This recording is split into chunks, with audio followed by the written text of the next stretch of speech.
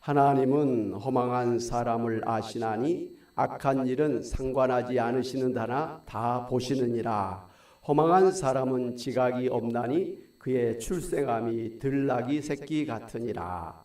만일 내가 마음을 바로 정하고 주를 향하여 손을 들 때에 내 손에 죄악이 있거든 멀리 버리라. 불의가 내 장막에 있지 못하게 하라. 그리하면 내가 반드시 흠없는 얼굴을 들게 되고 굳게 서서 두려움이 없으리니 곧 내 환난을 잊을 것이라. 내가 기억할지라도 물이 흘러감 같을 것이며 내 생명의 날이 대낮보다 밝으리니 어둠이 있다 할지라도 아침과 같이 될 것이요 내가 희망이 있으므로 안전할 것이며 두루 살펴보고 평안히 쉬리라.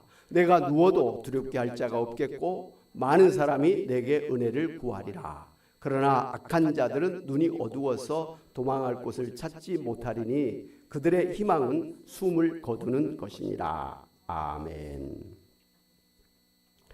이 구약성경 욥기서에 보면은 하나님의 사람 욥이 하루아침에 모든 재산을 다 잃게 되어서 길거리로 나서게 되었습니다. 뿐만 아니라 사랑하는 아들 7, 딸 셋이 한꺼번에 다 죽게 되었습니다.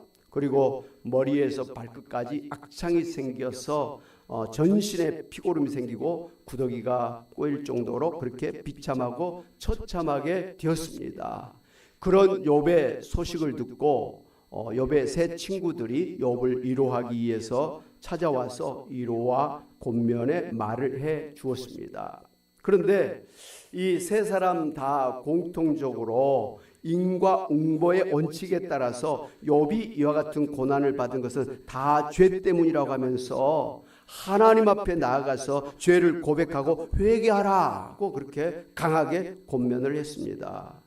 먼저 이 엘리바스라고 하는 친구는 욥기서 5장 8절 이하에 보니까 나라면 하나님을 찾겠고 내 일을 하나님께 의탁하리라 이렇게 하면서 내가 욥의 그런 형편이 됐다면 내가 먼저 하나님을 찾겠다. 그리고 하나님 앞에 나의 모든 사정을 의탁하겠다. 그렇게 권면을 했습니다. 둘째 친구 빌다스도 내 자녀들이 주께 죄를 지었으므로 주께서 그들을 그 죄에 버려두셨나니 내가 만일 하나님을 찾으며 전능하신 이에게 간구하고 또 청결하고 정직하면 반드시 너를 돌보시고 내 의로운 처소를 평안하게 하실 것이다 하면서 너 자식들이 이와 같이 어려운 일을 당하고 너 이렇게 몸에 병이 나는 것은 죄 때문이다. 그러니 하나님을 찾고 하나님 앞에 회개하고 하나님의 은혜를 구하라 하면서 욥을 또 이렇게 다그쳤습니다.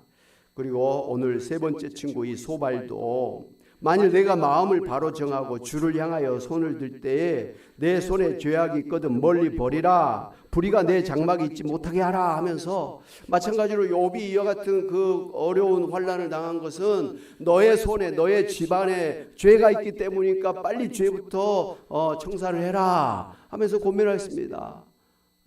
참 이 엘리바스, 빌닷, 이 소발 세 친구들이 이 욥을 찾아와서 위로를 하는데 참으로 불붙은 집에 그냥 기름을 끼얹는 식으로 욥을 더 마음을 아프게 하는 그런 결과를 가져온 것을 볼 수가 있습니다. 그럼에도 불구하고 특별히 이 세 번째 친구 소발이 권면하는 말 속에서 우리는 귀한 교훈을 받을 수가 있습니다. 첫째로 하나님은 모든 인생을 감찰하시면서 그 지은 죄를 다 알고 계신다고 하는 사실을 우리가 알아야 됩니다. 오늘 11절에 하나님은 허망한 사람을 아시나니 악한 일은 상관하지 않으신 듯 하나 다 보시느니라 그랬습니다.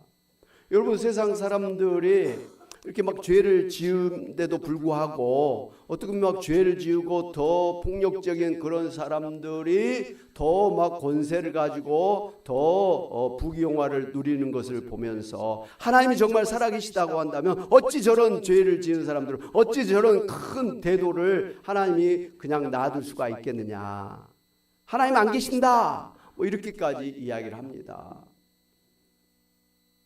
오늘 많은 사람들이 이 자신들이 죄를 지으면서도 하나님이 심판을 하지 않으시니까 하나님이 안 계신 것처럼 생각하고 마음이 더 용감해져 가지고 할 수 있는 최대의 죄를 지으면서 살아가고 있는, 그것을 오히려 자기의 능력이라고 생각을 하면서 자랑하면서 그렇게 살아가고 있습니다. 그러나 오늘 이 소발은 분명하게 이야기하기를 하나님이 이런 악한 일을 안 보고 계시는 것 같지만, 상관하지 않은 것 같지만 하나님이 다 보고 계신다 라고 지금 분명하게 지적을 하고 있는 것입니다. 다른 사람 몰라도 하나님은 우리가 하는 모든 일을 다 보고 계십니다. 심지어 우리가 마음속으로 계획하신 것도 하나님이 다 알고 계십니다. 하나님은 우리가 죄를 지으면 다 보고 계시고 알고 계신다 이 말입니다. 다른 사람에게 모르게, 다른 사람들 모르게 은밀하게 짓는 그 죄조차도 하나님은 다 보고 아신다라는 것입니다. 그러므로 우리는 이 우리를 감찰하시는, 하늘에서 우리를 내려다보시는 하나님을 피할 수가 없습니다. 여러분, 요즘에는 어떤 죄를 지은 사람이 못 도망가는 거 아시죠? 이 전국의 길거리마다 CCTV가 걸려 있어가지고 그 도망가는 사람 행적을 다 CCTV 연결하면 다 나오게 돼 있어요. 심지어 건물 속에 들어가거나 숲속에 숨어도 열 광학적인 게 있어가지고 사람 몸에 뜨겁잖아요. 그래서 그 움직이는 것을 포착할 수가 있다라는 것이죠. 피할 수가 없어요. 위에서 카메라가 다 찍고 있어가지고 도망갈 수가 없는 것이죠. 하나님은 더 높은 곳에 계시기 때문에 모든 사람을 다 보고 계신다는 것입니다. 하나님 앞에 모르게, 하나님 모르게 죄를 지을 사람은, 하나님을 피해서 살 수 있는 사람은 아무도 없다는 것을 아시기를 바랍니다. 그래서 요한계시록 20장 12절을 보면 하나님께서 이제 각 사람의 평생의 그 행위를 다 책에 기록하여 두었다가 예수님 재림하실 때 모든 사람을 그 책에 기록한 대로 심판하시겠다, 이렇게 말씀한 것을 볼 수가 있습니다. 한 사람도 외에 없이 다 구체적으로 정확하게 그 사람의 모든 행위를 기록을 해놓는다 이거예요. 여러분, 요즘에 이제 사람들이 무슨 죄를 지으면 검찰에서 또 경찰들 또 수사단이 와가지고 집안을 갖다 수색하지 않습니까? 그러면 이제 대부분 가지고 가는 게 뭐냐면 컴퓨터를 통째로 들고 가는 거예요. 근데 사람들이 이제 조사받을 걸 알고 컴퓨터를 막 지운단 말이에요. 막 자기가 썼던 거 막 그런 걸 막 지워. 근데도 다 소용없는 거예요. 사람이 한번 컴퓨터에다가 뭘 치거나 올리거나 그러면요, 그 흔적이 고스란히 컴퓨터에 그대로 기록이 돼 있어요. 겉으로 지운다고 해서 그곳에 근본적으로 있는 게 안 지워지는 거예요. 뭐 여러분 쓰고 있는 핸드폰도 뭐 지운다고 해가지고 다 없어진 게 아니에요. 여러분, 그래서 그 핸드폰을 바꿀 때 함부로 여러분은 핸드폰을 뭐 장사하는 사람들 주거나 버리면 큰탈 나는 거예요. 내가 지웠다고 생각해도 그 안에 기록된 것은 안 지워지는 거예요. 그래서 여러분의 주소랄지 친구, 아는 사람, 뭐 전화번호, 이런 그 신상들, 요즘에는 핸드폰이 기록을 하잖아요. 무슨 메모 같은 걸 많이 하잖아요. 통장 번호도 비밀번호도 뭐 다 써놓는다고. 그렇기 때문에 함부로 버리면 큰 탈 나는 거예요. 안 지워지기 때문에 그런 거예요. 우리는 잊어버린다 할지라도 하나님의 컴퓨터는 우리 태어날 때부터 죽을 때까지 모든 것을 다 샅샅이 다 기록을 해두기 때문에 피할 수가 없다라는 것을 우리가 분명히 알아야 됩니다. 하나님이 안 보인다고 해가지고 하나님이 안 계신 것처럼, 하나님이 이렇게 내가 죄를 질 때 그냥 놔둔다고 해서 하나님이 그냥 넘어가는 줄 알고 그냥 용감하게 죄를 지으면 안 된다라는 것이죠. 그렇기 때문에 우리가 둘째로 죄를 지으면 회개해야 되는 것입니다. 오늘 13절 14절에 만일 내가 마음을 바로 정하고 주를 향하여 손을 들 때 내 손에 죄악이 있거든 멀리 버리라, 불의가 내 장막에 있지 못하게 하라 하면서 욥에게 내 손에 지은 죄를 회개하라, 너의 집안에 무슨 죄가 있다면 그걸 갖다가 버려라, 집안에 죄가 있지 않게 하라, 이렇게 권면하는 것을 볼 수가 있습니다. 이렇게 하나님께서 뻔히 내 죄를 다 보고 계시고 알고 계시는데 하나님께서 내 죄를 모른다고 생각하고서 회개하지 않으면 안 된다는 말입니다. 하나님은 우리가 우리의 죄를 고백하기를, 회개하기를 기다리고 계시는 하나님이신 것을 아시기를 바랍니다. 신약성경 요한일서 1장 8절 9절 보면 이런 말씀이 있습니다. 같이 한번 보겠습니다. 시작. 만일 우리가 죄가 없다고 말하면 스스로 속이고 또 진리가 우리 속에 있지 아니할 것이요. 만일 우리가 우리 죄를 자백하면 그는 미쁘시고 의로우사 우리 죄를 사하시며 우리를 모든 불의에서 깨끗하게 하실 것이요 라고 했습니다.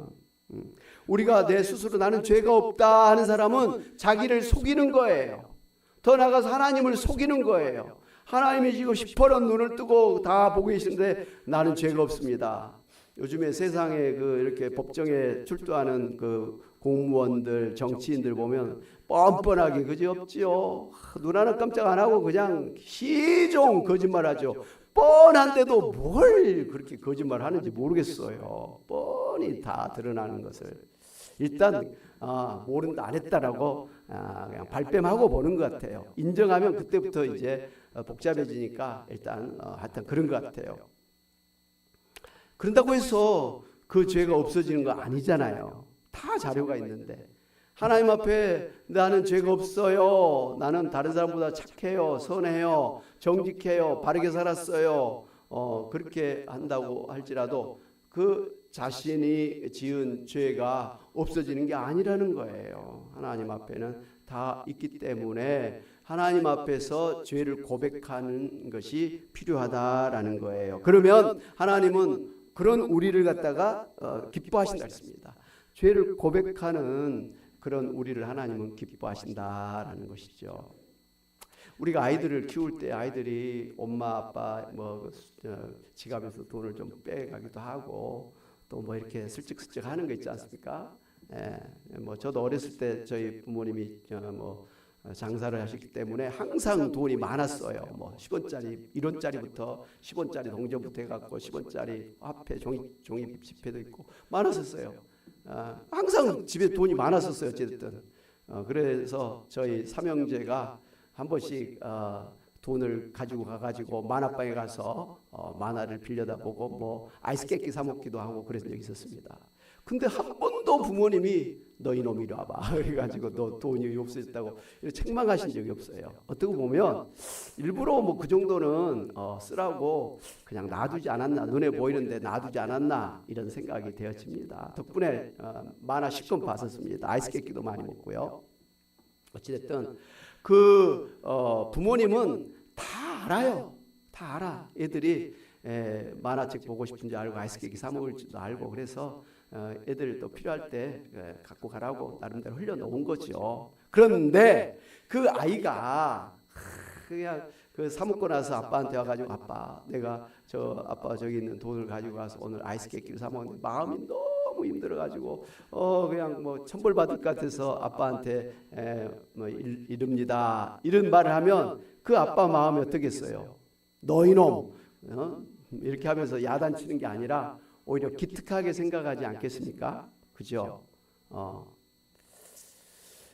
왜냐하면 우리 아이가 이렇게 양심이 바른 아이구나, 이렇게 정직한 아이구나 이래가지고 오히려 더 기뻐하고 또 그런 아이에게 더 어떻게 보면 용돈을 줄 수가 있고 그 아이를 더 신뢰할 수가 있는 것 아니겠습니까? 하나님도 마찬가지예요. 뻔히 우리가 그 죄를 짓지 않고는 살 수가 없는 존재인 걸 아세요. 누구를 미워하고 시기하고 질투하고 욕하고 비난하고 비판하고 정죄하고 싸우고 거짓말하고 사기치고 이런 걸 다 안단 말씀이에요.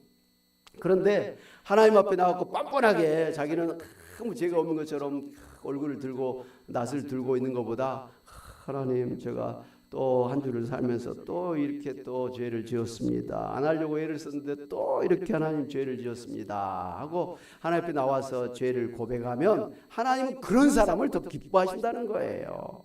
정직하다는 것이죠. 너가 양심에 바르구나. 내가 너의 모든 걸 다 알고 보고 있다는 걸 인정하는구나 라고 생각해서 하나님은 더 기특하게 생각한다는 것이죠. 그러므로 하나님은 우리가 하나님 앞에 나와서 죄를 고백하고 회개하는 것을 기뻐하신다. 또 우리가 그렇게 죄를 고백하는 것을 기다리고 계신다. 그렇게 또 고백하고 회개하면 하나님은 오히려 우리의 모든 죄를 다 깨끗하게 하시고 더 크게 축복을 하신다라는 것입니다. 그러므로 오늘 신앙이 좋은 사람이면 신앙이 좋은 사람일수록 더 회개를 잘하는 것이고요. 신앙이 약하면 약할수록 회개를 안 하는 거예요. 이상하죠? 신앙이 좋을수록 회개할 게 없을 것 같은데 신앙이 좋은 사람은 이상하게 회개할 게 많아요. 다른 사람은 대수롭지 않게 생각하는 그런 것조차도 마음의 양심에 막 가책이 돼가지고 견딜 수가 없는 거예요. 누구를 뒤에서 몰래 비난했다 이거예요. 누구를 몰래 욕했다 이거예요. 다른 사람은 몰라. 자기만 알아. 근데도 하나님 제가 이렇게 용서한다고 사랑한다고 하면서도 이렇게 그냥 기회만 되면 비난하고 욕하고 이렇게 합니다. 제가 아직도 이런 사람입니다 하는 거예요. 다른 사람 몰라요. 혼자 그러고 있는 거예요. 근데 그런 사람이 하나님 앞에 신앙이 좋은 사람이라는 거예요. 남의 걸 도둑질하고 사기쳐 먹으면서도 하나님 앞에 뻣뻣하게 와가지고 하나님 축복해 주세요 뭐 이렇게 하고 있으면 그런 사람은 신앙이 안 좋은 사람이죠. 너가 아직도 한참 멀었다 이렇게 생각하시는 거죠. 그러므로 오늘 성경의 말씀처럼 여러분 하나님 앞에서 회개하시기를 힘쓰시기를 바랍니다. 그게 자기를 더욱더 신앙적으로 성숙하게 하고 자기 영혼을 깨끗하게 하는 지름길이라는 거예요. 여러분 우리가 얼굴에 뭐 먼지가 묻거나 때가 묻거나 뭐 오물이 묻을 수 있잖아요. 그러면 얼른 이제 거울에 가서 그걸 보고 이렇게 닦아내지 않습니까? 여성들은 더 뭐 저녁마다 이렇게 클렌징 하지 않습니까? 그걸 안 하면 어떻게 되죠? 살이 한마디로 병들어요. 썩는다고까지 말을 하더라고요. 그러니까 깨끗하게 씻어내야 되는 거예요. 거울을 그때마다 씻어내야 되는 거예요. 그런데 귀찮다고 해가지고 뭐 안 보인다고 해가지고 계속 여기다가 밥풀 하나 붙이고 다니면 얼마나 부끄러운 일이 되겠느냐는 것이죠. 그래서 우리가 얼굴에 때가 묻거나 뭐 몸에 무슨 뭐 안 좋은 게 묻으면 빨리 가서 씻어내는 게 제일 지혜롭잖아요. 그때 빨리 씻어내야 되는 거예요. 뭐 하루에 한 번만 한다? 아니죠. 그때 뭐 묻었으면 닦아내고 땀이 너무 많아서 땀 냄새가 나면 빨리 샤워 한번 하고 뭐 이게 필요하다는 것이죠. 사랑하는 여러분, 우리 얼굴에 우리 몸에 어떤 잘못된 것이 있으면 그때 거울로 보고 닦아내야 되는 것처럼 그게 하루에 10번이고 100번이고 닦아내야 되는 것처럼 오늘 우리의 영혼에 죄가 끼었을 때는요 하나님 앞에 나아가서 하나님은 우리의 영혼의 죄를 볼 수 있는 거울이에요. 하나님 앞에 나가면 내가 무슨 죄를 졌구나 생각이 되는 거예요. 깨닫게 하는 거예요. 하나님 앞에 나가서 그때마다 회개하면서 죄를 닦아내야 될 줄로 믿습니다. 그렇기 때문에 신앙이 좋은 사람은 항상 하나님 앞에 나가서 자신의 죄를 찾게 되고 깨끗하게 씻어내는 그런 회개의 시간을 많이 가질 수밖에 없는 것입니다. 그런데도 불구하고 자신의 죄를 막 지으면서도 회개하지 아니하고 뭐 괜찮겠거니 하면서 이렇게 돌아다니지 않습니까? 그럼 하나님께서 처음에는 좀 놔둬요. 뭐 또 기다리시는 거죠. 근데 자꾸만 더 안 좋은 길로 막 죄의 길로 막 계속 빠지는 거예요. 그러면 하나님께서 그냥 놔둘 수는 없는 거예요. 왜? 그리 가면 망하는 길이니까, 죽음의 길이니까, 다시 회복하기 어려운 길로 들어가니까 하나님께서 차단해야 될 거 아니에요. 우리는 막 가려고 하는데 하나님께서 차단을 해. 그럼 무슨 일이 일어날까요? 어떻게 차단할까요? 그 길을 막아버리죠. 가던 다리를 갖다가 살짝 좀 부러뜨린다든지 사업하던 것을 살짝 그냥 한번 좀 손해보게 한다든지 이상하게 사람 사이에서 뭔가 그냥 막 이상하게 삐뚤어지는 거예요. 나랑 같이 일했던 사람들 사이를 막 삐뚤게 해버리는 거예요. 그래서 도저히 같이 동업할 수 없게끔 만들어버리는 거예요. 그래서 그 길을 그만 두도록 만드는 것이죠. 이런 과정을 통해서 하나님께서 죄의 길을 계속 막으시는 거예요. 그러다가도 안 되면 이제 한 번 더 작살 내시는 거겠죠. 어떨 때는 아예 그냥 육신의 생명도 취해버리실 때가 있어요. 왜? 차라리 육신의 생명을 취하고 그 영혼을 구원하는 게 더 중요하기 때문에 어떨 때는 예수 믿는 사람들의 생명을 하나님께서 그냥 취해버리신다라는 것도 우리가 알아야 됩니다. 그만큼 하나님 앞에 죄를 짓는 것을 하나님께서는 크게 생각하시고 계속 죄를 짓는 것을 하나님께서는 방임하지 않으신다, 방관하지 않으신다라는 것이죠. 그걸 갖다 우리는 사랑의 매라 이렇게 하죠. 나를 죽으라고 때리는 징계가 아니라 나를 살아라고 하는 그런 매지요. 여러분, 이 욥이 그 세 친구들이 막 비난했던 것처럼 그런 죽을 죄를 짓고 살아온 사람이 아니었습니다. 우리가 처음에 살펴본 것처럼 그는 정직한 사람이요, 온전한 사람이요, 하나님을 경외하는 사람이었고 당시에 동방에서 가장 훌륭한 사람이라고 칭찬받는 그런 사람이었습니다. 더더욱이나 그는 하나님께서 자신 있게 사탄 마귀에게조차도 자랑하고 싶은 그런 하나님의 사람이었습니다. 그렇게 죄를 짓고 살아온 사람이 아니라는 거예요. 혹이라도 죄를 지었을까 봐서 조금 무슨 잔치를 하고 나면 하나님 앞에 막 번제를 드리면서까지 그 죄를 늘 회개했던 그런 사람이었습니다. 그럼에도 불구하고 욥이 자신이 도저히 이해할 수 없는 고난을 당하면서 이 욥이 한 가지 깨달은 게 있었습니다. 내가 아무리 하나님 앞에 정직하게 온전하게 하나님을 경외하면서 다른 사람들에게 참 잘한다 할지라도 나는 역시 연약한 인생에 불과하구나 하는 것을 깨닫게 되었다는 것이죠. 나는 원래가 이와 같이 연약하고 이와 같이 병들고 늙고 죽을 수밖에 없는 인생이라고 하는 그 인생을 갖다가 깨달았다라는 것이죠. 그래서 오히려 지금까지 내가 이와 같이 잘 먹고 가족 자식들이 잘 되고 사업이 잘 되고 이런 것은 하나님께서 나에게 은혜를 베풀어 주셨기 때문에 내가 지금까지 이렇게 살아왔던 것이구나. 하나님의 은혜로 살아왔지 내가 뭐 근본적으로 처음부터 잘나서 이런 인생을 살아온 게 아니구나 하는 걸 깨닫고 하나님 앞에 감사했었어요. 그래서 오히려 고난을 받으면서도 하나님 앞에 이런 고백을 하죠. 욥기서 1장 21절에 같이 한번 읽어보도록 하겠습니다. 시작. 이르되 내가 모태에서 알몸으로 나와 싸운즉 또한 알몸이 그리로 돌아가올지라 주신 이도 여호와시요 거두신 이도 여호와시오니 여호와의 이름이 찬송을 받으실지니이다 하고 이 모든 일에 욥이 범죄하지 아니하고 하나님을 향하여 원망하지 아니하니라. 또 이어서 10절 시작. 우리가 하나님께 복을 받았은즉 화도 받지 아니하겠느냐 하고 이 모든 일에 욥이 입술로 범죄하지 아니하니라고 했습니다.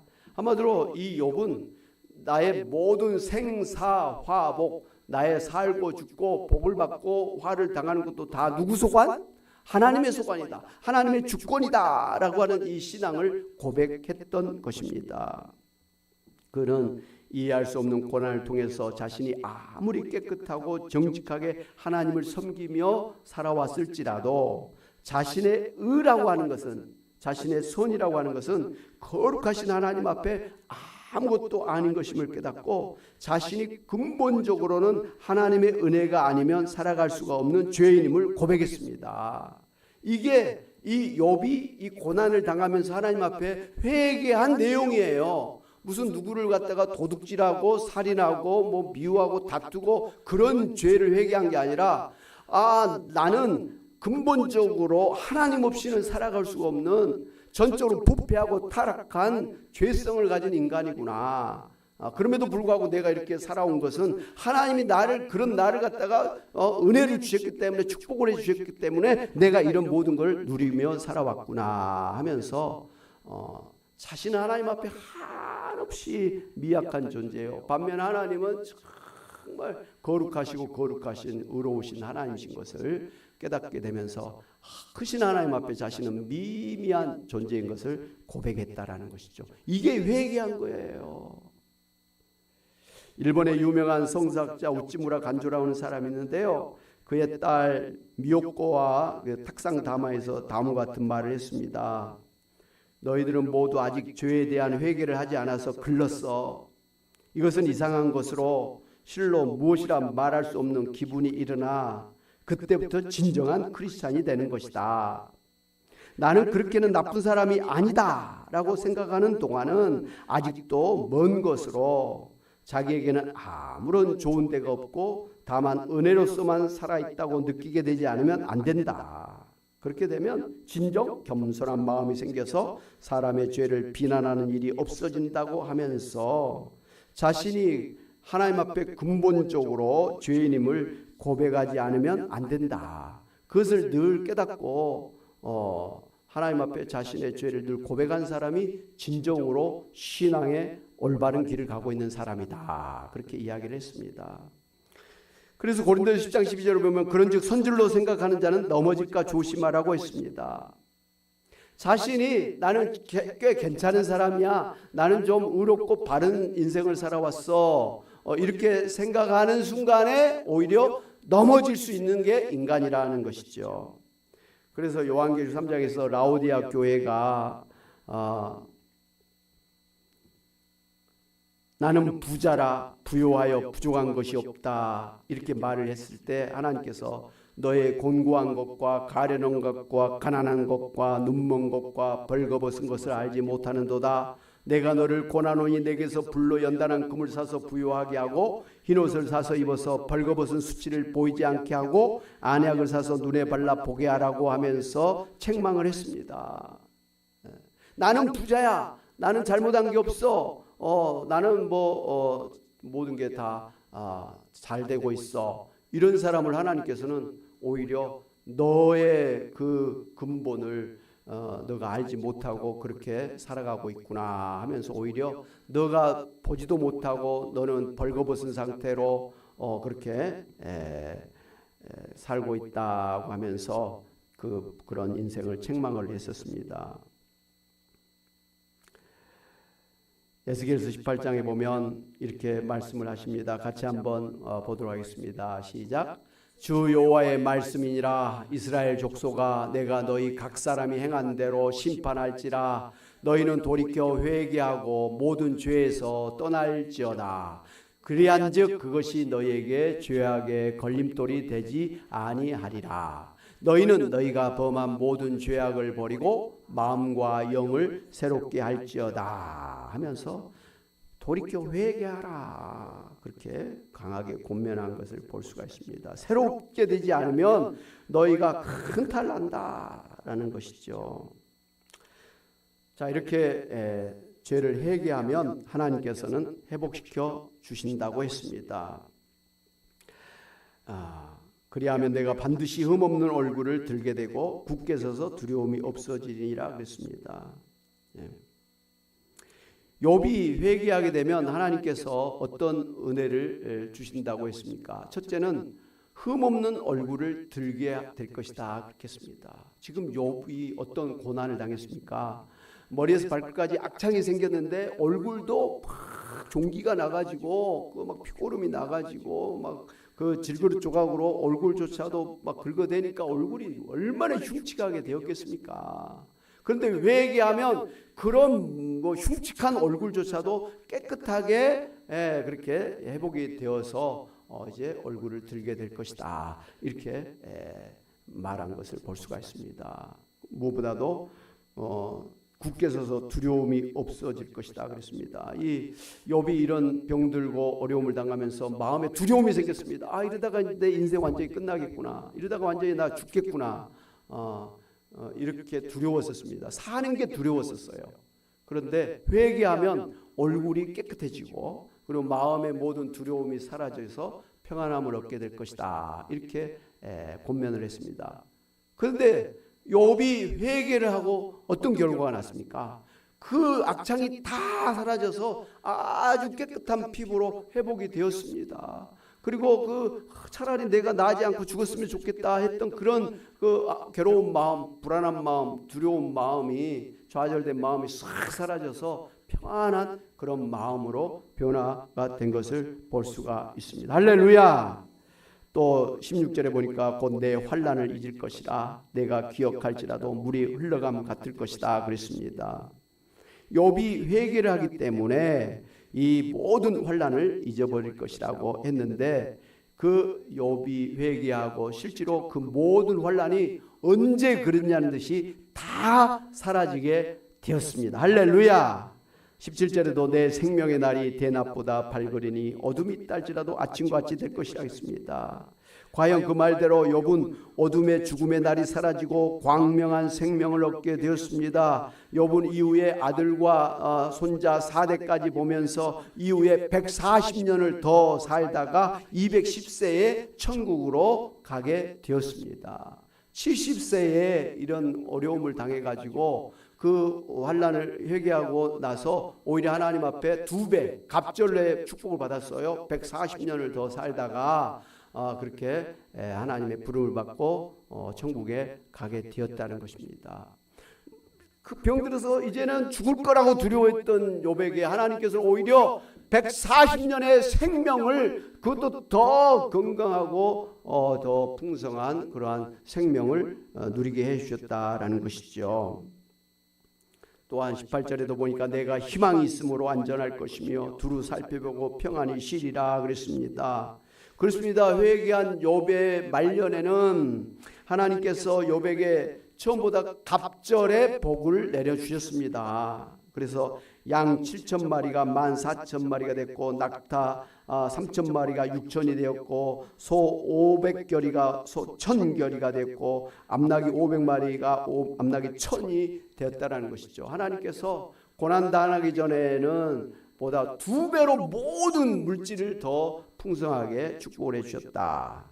거기다가 아들 7, 딸을 3을 다시 낳게 됐는데, 그 3딸은 천하의 절세 미인이라고 그렇게 했고, 그 딸들이 아들들과 똑같은 기업을 또 받게 될 정도로 처음 죽었던 애들보다 훨씬 더 건강하고 예쁘고 또 축복받는 그런 자녀들로 주셨다라는 것입니다. 할렐루야. 자녀의 복을 주신 거예요.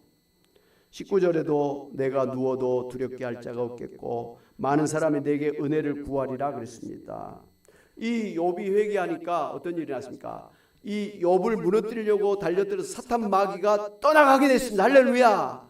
그리고 그 이상하게 욥을 찾아와서 막 정죄하고 비난하고 책망을 했던 세 친구가 회개를 합니다. 아이고, 하나님 앞에서 자신이 잘못됐고 욥에게 우리가 못할 짓을 했다고 하면서 그렇게 이제 번제를 드리게 됩니다. 그래서 욥에게 용서를 빌게 되었습니다. 욥은 이들이 가지고 온 그런 재물을 가지고 번제를 드려서 그들의 죄를 용서를 해 주었습니다.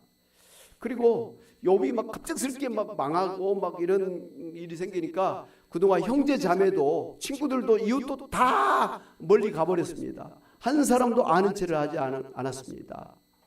그런데 욥이 회개하고 이렇게 하나님의 갑절의 축복을 받게 되니까 떠났던 형제 자매들이, 주변에 떠났던 사람들이 다 다시 욥에게 찾아와서 함께 음식을 먹고 욥이 그동안 당했던 재앙에 대해서 같이 슬퍼하고 위로했습니다. 그리고 우리 캐시타라고 하는 금 한 덩어리와 금고리 하나씩을 이 욥에게 주면서 욥과 화해하는 그런 관계를 회복하게 되었습니다. 할렐루야. 사랑하는 여러분, 그러므로 오늘 우리도 우리 자신을 잘 살펴보고서 하나님 앞에 나아가 죄를 고백하고 회개해야 되겠습니다. 그래서 하나님께서 약속하신 대로 우리 죄가 다 용서를 받고 또 우리의 그 얼굴에서 걱정, 근심, 두려움, 수심이 사라지고 마음의 평안과 안식을 누리고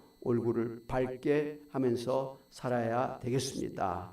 우리가 하나님 앞에 나가서 회개하면 잃어버렸던 건강을 회복시켜 주실 줄로 믿습니다. 모든 어둠을 물리쳐 주시고 밝은 날을 주실 줄로 믿습니다. 우리를 시험하러 왔던 사단마귀가 한 길로 왔다 일곱 길로 도망가게 될 줄로 믿습니다. 우리를 비난하고 힘들게 했던 그런 원수들이 사라지게 될 줄로 믿습니다. 깨졌던 인간관계를 회복시켜 주시고 화목한 가정을 이루게 하실 줄로 믿습니다. 무엇보다도 잃어버렸던 물질을 갑절이나 더해 주시고 풍성하게 해주실 줄로 믿으시기를 바랍니다. 여러분 모두 이처럼 하나님 앞에 회개하심으로 처음보다 갑절의 복을 받으시고 고난 당한 뒤에는 오히려 정금같이 나오시기를 주님의 이름으로 축원합니다. 아멘. 우리 말씀을 생각하면서 찬양 같이 한장 하실까요? 찬송가 272장 고통의 목에 벗으려고 예수께로 나갑니다. 자유와 기쁨 베푸시는 주께로 갑니다. 주여, 이 시간도 회개하며 주님 앞에 나아가오니 주여 우리를 회복시켜 주시고 축복하여 주옵소서. 할렐루야.